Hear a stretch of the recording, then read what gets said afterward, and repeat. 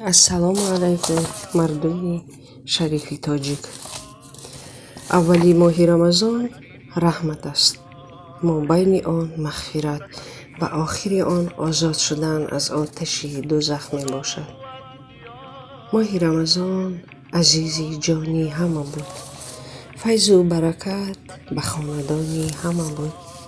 то чашм ба ҳам задем бигзашту бирафт, ҳайфи рамазон ки меҳмони ҳама буд.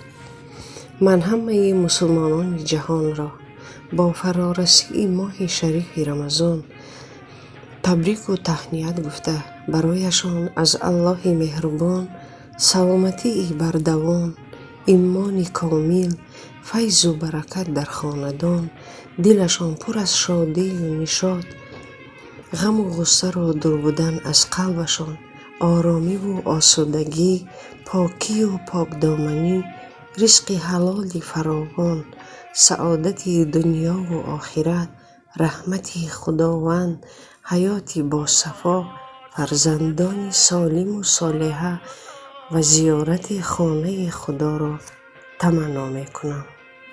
бигзор ҳар рӯзи шумо чун рӯзҳои моҳи мубораки рамазон бо файзу бо баракат бошад.